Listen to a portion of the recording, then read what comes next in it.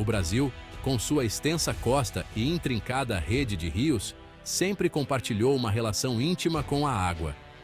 Das primeiras tribos indígenas navegando na bacia amazônica, à chegada dos exploradores europeus, a capacidade de atravessar essas vias navegáveis tem sido primordial. Este vídeo embarca em uma jornada cativante pela história naval brasileira, traçando a evolução das embarcações e seu profundo impacto no desenvolvimento da nação, de jangadas rudimentares a navios sofisticados. A história da navegação brasileira é uma prova da engenhosidade humana e do nosso desejo inabalável de conquistar a vasta extensão de água. É uma história de inovação, bravura e busca incessante por exploração e comércio que moldaram o destino do Brasil. À medida que mergulhamos mais fundo nesta saga marítima, descobriremos os desafios enfrentados e superados pelos primeiros navegadores, o papel fundamental desempenhado pelos portugueses e os avanços tecnológicos que alteraram para sempre o curso da história naval brasileira. Junte-se a nós nesta viagem cativante através do tempo, explorando o legado duradouro das ondas neste gigante sul-americano. Muito antes da chegada dos exploradores europeus, as populações indígenas no Brasil demonstravam notável engenhosidade em navegar pelas intrincadas vias navegáveis do país.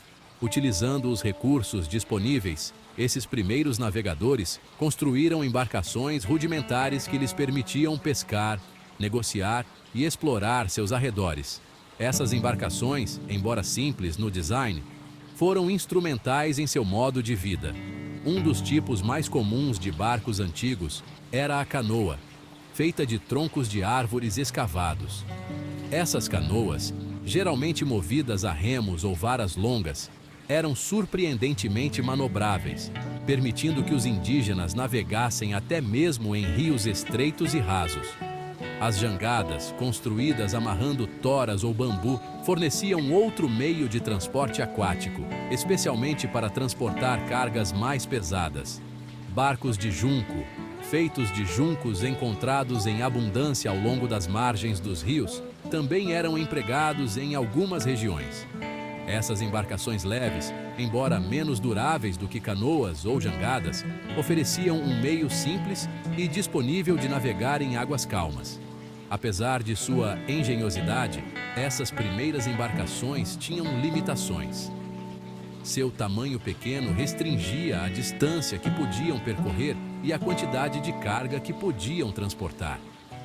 Essas primeiras embarcações, embora simples no design, eram uma prova da engenhosidade e adaptabilidade das populações indígenas do Brasil. Serviam como linhas vitais, conectando comunidades, facilitando o comércio e possibilitando a exploração dos vastos sistemas fluviais que cruzavam a terra. No entanto, à medida que o desejo de se aventurar mais longe aumentava, também aumentava a necessidade de embarcações mais robustas e aptas à navegação marítima.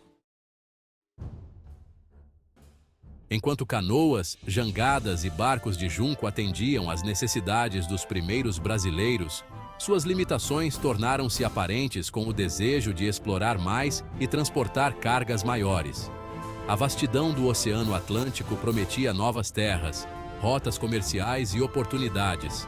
Isso levou a uma busca por melhorias no design de navios, expandindo os limites da tecnologia marítima. As primeiras tentativas geralmente envolviam aumentar os designs existentes. Canoas maiores eram esculpidas em árvores enormes e as jangadas eram expandidas. No entanto, essas abordagens tinham seus limites. Embarcações maiores exigiam mais mão de obra e sua estabilidade continuava sendo uma preocupação. A necessidade de embarcações mais resistentes levou a uma mudança nas técnicas de construção naval. A experimentação com novos materiais e designs levou à incorporação de velas, lemes rudimentares e cascos mais duráveis. Essas inovações representaram avanços significativos na arquitetura naval. A busca por melhorias foi impulsionada por necessidade, ambição e fascínio pelo desconhecido. Cada inovação aproximava os navegadores de conquistar o oceano e desvendar os segredos além do horizonte. Essa busca acabaria abrindo caminho para uma nova era de exploração e descoberta, mudando para sempre o curso da história brasileira. Seção 4.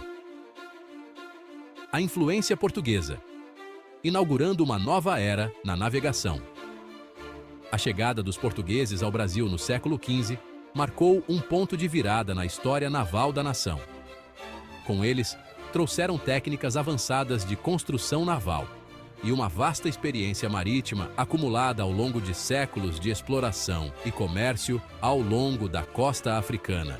Esse influxo de conhecimento e tecnologia inaugurou uma nova era na navegação no Brasil.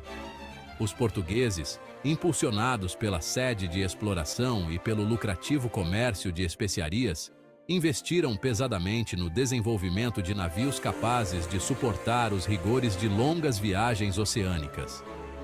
Sua expertise em construção naval, particularmente no design de caravelas, naus e, posteriormente, galeões, teria um impacto profundo na navegação brasileira. Esses navios, maiores, mais robustos e capazes de navegar contra o vento, eram muito diferentes das embarcações rudimentares empregadas anteriormente no Brasil. Sua chegada não apenas permitiu que os portugueses reivindicassem e explorassem esta nova terra, mas também expôs as populações indígenas a um novo nível de tecnologia marítima. A influência portuguesa na história naval brasileira estendeu-se além da introdução de novos designs de navios. Eles estabeleceram estaleiros, treinaram artesãos locais em técnicas avançadas de construção naval e compartilharam seus conhecimentos de navegação, cartografia e marinharia. Essa transferência de conhecimento e habilidades lançou as bases para o desenvolvimento de uma indústria de construção naval robusta no Brasil, abrindo caminho para os futuros empreendimentos marítimos da nação. Seção 5. Caravelas. As ágeis embarcações de exploração e comércio. Entre os navios portugueses que agraciaram as costas brasileiras, a caravela destacou-se como um símbolo de exploração e comércio.